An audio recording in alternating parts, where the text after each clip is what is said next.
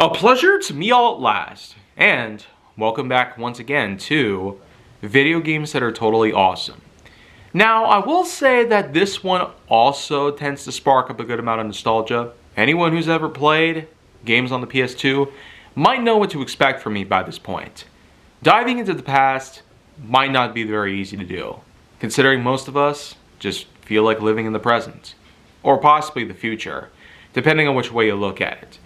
But one other big case revolving around the PS2 that we had been known to play in this very house over the years was in fact a movie-based game, as it was still common even during the 2000s. The age of Xbox, PlayStation, and Nintendo GameCube/Wii were in fact head over heels.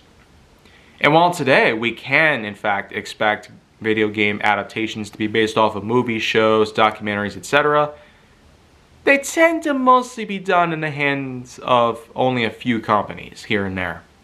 I've talked about RoboCop being done thanks to Nacon. I've talked a bit about Dogman being made thanks to Mindscape. And I've even talked about a good load of titles from the likes of Outright and Game Mill. So, not exactly a great way to go through, but in this instance, I'd like to take a look at a good Columbia film that I remembered so well from 2006, Monster House. Yeah, this is the very same old title in which you might recognize a good handful of actors from Disney Channel and whatnot, and even the good old Steve Buscemi. Yeah, this movie was in fact a unique piece of animation. It was one of the first at the time to utilize the likes of motion capture CG. Something that had mostly been accomplished by only a handful of films.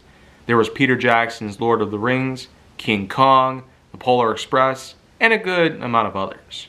But Monster House was, in fact, something of a different breed. Something of a different level of animation that really made our skin crawl as kids. The killer in this movie was, get this, an entire live house. It's very different from what we had seen back then, with serial killers either wearing masks or utilizing certain weapons or utilizing different tactics in order to pick off their victims. But the fact that the killer is right there in front of an entire neighborhood just waiting patiently to strike and has been there for many years, this was indefinitely quite an idea that Columbia could put together so well. Much like how Ghostbusters, Stuart Little, Zombieland, and many other franchises have gone so well, Columbia just has a net for some ingenious ideas here and there. This was definitely one of them. Because, let's get this, Monster House movie clips were actually some of the first ever movie-related videos on YouTube. And most of the clips are still there today. Well, anyways, though, while the movie doesn't exactly do a whole lot that would have been worth for a video game adaptation, the one thing that we do get in this video game that has happened in the movie was the iconic scene in which that the three kids in this movie, DJ, Chowder, Jenny, they're all taken into custody by local police after supposed cases of littering, loitering, vandalism, vagrancy, and what one of them claims is treason. Even though that didn't really happen. But either way you look at it, that's a lot of evidence to mount up against three kids whom technically had some sort of superstition about a kind of problem in the neighborhood. You could say that the adults weren't exactly trustworthy enough to take on this sort of challenge, while the kids were basically the only ones who actually knew what was going on, because their old neighbor, Mr. Nevercracker, had supposedly died recently, and the house supposedly had some sort of curse attached to it, or something of the sorts. It was technically alive, at least by the eyes of DJ, Chowder, and later on when Jenny encounters the house trying to swallow her up, she basically joins on for the ride. And it's a never-ending roller coaster from then on out. It really reaches its peak though when, get this, both of the cops that arrested the three kids get tossed up in the air, swallowed by the house, and then eventually the police car gets taken with it, with the kids inside. and then it's sliced in half, allowing for the three to escape barely with their lives. And now they're locked, trapped inside that very house. Not only has it attacked, but it's killed in front of us. And man, it sure is quite a sight to see. Quite a serial killer that surprisingly was, get this, more PG than rated R. That's essentially what this movie was given the rating. So that at least was kind of a good thing. Otherwise, most of us kids wouldn't have been able to watch it. Anyways, though, with the game, it does give us the same sort of scene that we remember from the film. It at least opens up with DJ explaining to us about the house and that he and his new partners have formulated a plan to infiltrate the house and kill it from within by extinguishing a supposed fire that's inside the house. The fire supposedly acts like the heart. And by killing the heart of the beast, as they had obtained that information from a pizza delivery guy named Skull, whom was also in the movie, but in a scene that took place before, in which that they meet up with him at a local parlor. He's playing his favorite arcade game. And then, of course, his pager goes off, indicating he has a delivery to make. But, of course, that supposed information that he gave out was actually crucial into them infiltrating the house and attempting to do what the adults could never do. To stop the monster before it keeps on taking more lives across the neighborhood. And as we saw in the movie, it has happened before. And some others, while they were lucky, that's because of the original owner of the house, Mr. Nevercracker himself. But the game itself first takes place inside the house with an originally animated scene, of course, as these are the more games graphics kind of animation rather than with the actual film's animations, which I'll say probably aren't that good in comparison to what the film's animation was. It was a unique piece for animating purpose for the time. And like I've said, 2006 was like the true peak of CG filmmaking. It was a big competition between many different companies by this time. And we know Pixar's Cars truly took in the win, but many others were close. You had Warner Brothers doing it, you had Columbia doing it, you had New Line Cinema doing it, and many others here and there. But unfortunately, DJ gets trapped in by pipes after a vase supposedly falls down. Chowder's accused of it. And then Chowder is sucked away in a pipe. And then Jenny also gets separated. So we basically start off the game as DJ, where he goes around the house, inside various rooms, including the kitchen, and eventually takes a hold of one of those old mini elevators that have been used over the years, mostly for transporting trays worth of food. It was an old tradition back in the day, and I doubt that it probably will be a thing nowadays, even for the purpose of, let's say, laundry shooting. You never can really tell. Or heck, it could even act as a good hiding spot for the kids if burglars came into the house. Either way you look at it though, the game does start us off in a rather gritty place. Quite spooky too. Because while DJ's main weapon is the water gun, yet another piece that's from the movie, in fact all three of them are armed with their water guns as the movie had shown us. It's just amazing that the game has stayed so true to the film that I probably won't have anything negative to say about it. But don't worry, we'll get to that part. DJ, Jenny, and Chowder are of course all playable characters, and each of their story arcs do take place in various spots around the house, and then they move to different areas of the house.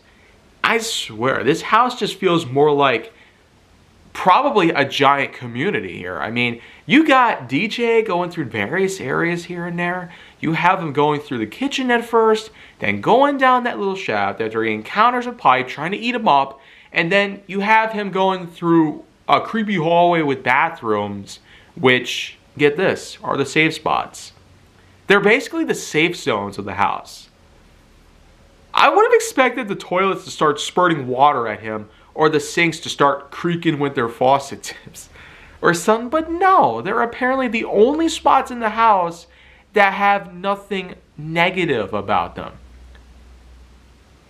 I mean, to be fair, the game had to have some place for the characters to remain within for safety, at least temporarily, because that's how the save function works in the game. And while there are some instances where saving can be done by finishing a certain level in the game, these save spots are also quite helpful, because you never know what kind of time you might have. You might need to get your homework done. You might need to get ready for school. You might need to go to work or something. Assuming if you even play games in your adult years.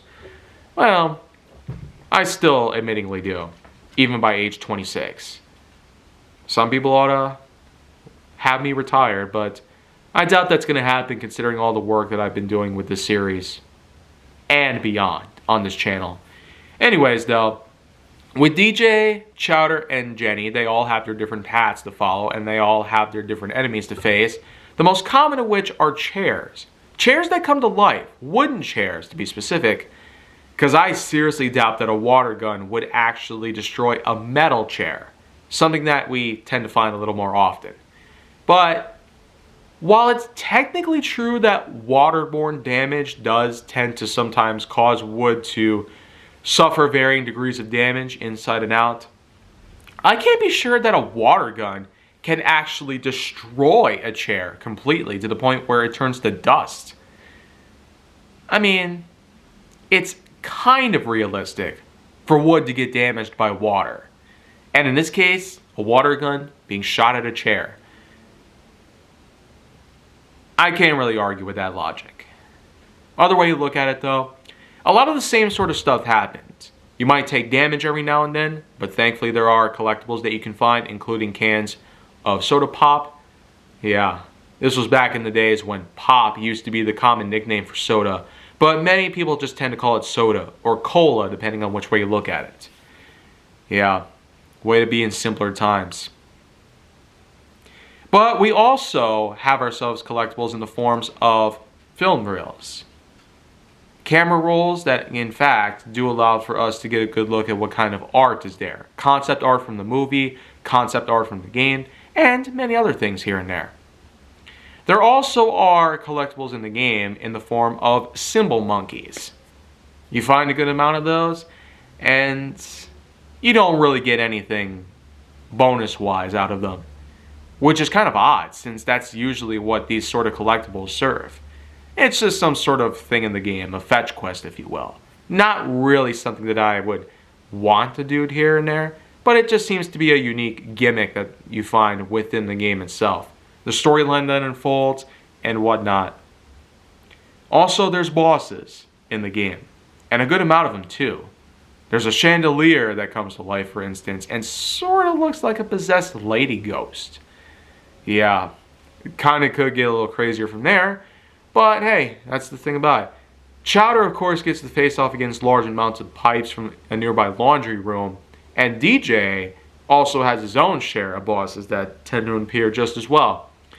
While by PS2 standards, a good amount of boss fighting tends to take place in this game, there's also a good amount of attacks for you to put together. In addition to using your water gun and occasionally refilling the reservoir with water, which all you got to do is pump it. But the thing is that pumping actually feeds air to it to create pressure. It doesn't exactly fill up the reservoir with water.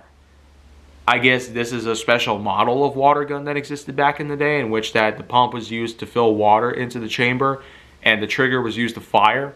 But again, not exactly realistic on that part. Also, how do they have water all the time?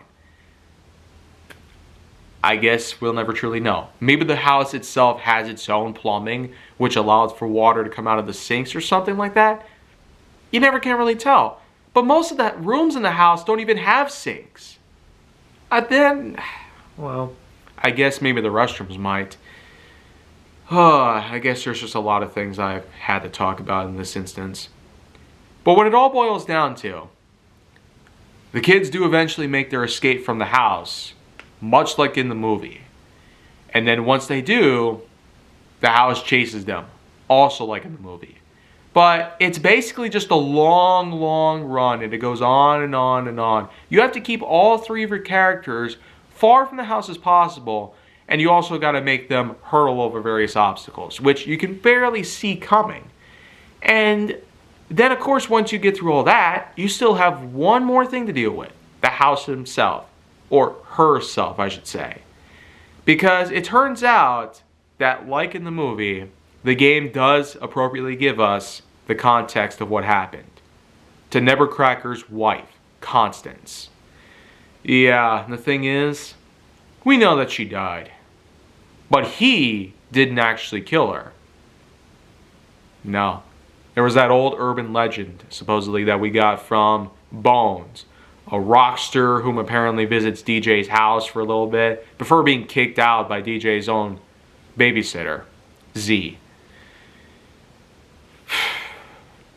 The truth is that many years ago, Constance and Nebuchadnezzar fell in love with each other after he went and saw some shows of her.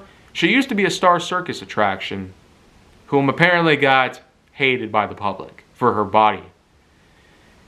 And while Nebuchadnezzar and her got along rather well, even married, she unfortunately had succumbed to a lot of harassment by some local kids during construction of the house that they built together. And what happens is that she fell down into the basement, accidentally set the cement mixer on, and basically buried herself alive in cement. It hardened over time, and, well, we are unfortunately not given that exact scene. That creepy and horrifying scene. I mean, the cement around her breaks apart, revealing her skeleton. Which I also can't be sure it truly happened. I mean, cement completely covered her. There's no way that oxygen could have gotten through there. Right? I mean, it has been many years since it happened. Oh, but anyways, though, with the game's final boss battle against Constance herself, what you need to do is simply utilize the excavator, yet another piece of the film, in which that Chowder took a hold of at the nearby construction site. He and DJ messed around with it for a bit, but then they need to use that excavator again to take on the house. And oh man, in the movie, it was incredible. An excavator was fighting against a live house. And the kids were basically doing a lot of damage to her until she took a hold of that excavator and basically ripped it apart. Barely killing Chowder. Yeah, the fact that he somehow survived all that after all that onslaught. Then, of course, there came along the climactic ending, where DJ takes a hold of a tower crane, swings around on the hook, and dropping a stick of dynamite that Nebuchadnezzar apparently had gotten through. Because after all, Nebuchadnezzar used to be a demolition worker back in the day. He would visit Constance in her sideshow, and apparently he had a good amount of dynamite left around, which proved to be crucial in defeating the house once and for all. To take out Constance once and for all meant to blow her up to Kingdom Come. And much like the movie, the game itself ends in a similar fashion. Constance's spirit is released, and Nebuchadnezzar is free from her bonds. After 45 years of marriage and isolation after her death within the house, it sure was quite a ride. It's impressive that the movie and the game practically match up in so many ways, but the kids didn't exactly do all that exploring around the house in the film. But still, I guess for the game, having to be adapted from the movie, they had to come up with something in that sense. So I'm more than glad that they were able to at least get creative and allow for us to explore the innards of the house, top and bottom, left and right, and whatnot. But like I've said, with all those rooms put together, it really takes up at least a city's block's worth of building. So, Either way you look at it though, this is just another piece of nostalgia that I'm more than willing to excuse for some of the flaws and some of the inaccuracies between it and the movie. For the fact that it does have good gameplay for what it is, though it feels quite monotonous. Not much changes until the very end, where you're running from the house and fighting against it with the excavator. And while the tie-in between the movie and the game closely match up each other to the point where it's almost completely identical, my only scoring for this game based on the movie would probably only come around to a 6.7 out of 10.1. So it's not great for what it is, with all the bits and pieces that add up to the monotonous factor of this title, but still, it's a good title for what it is. And I'm sure that anyone who's looking to purchase a copy for themselves or even look forward to PlayStation Plus releasing it on their Classics program, I'm sure that they can pull that off in due time. Otherwise, if you want to see more, go down to my channel. Make sure to like, subscribe, comment, follow me wherever you can find me, and stay on the Hollywood side.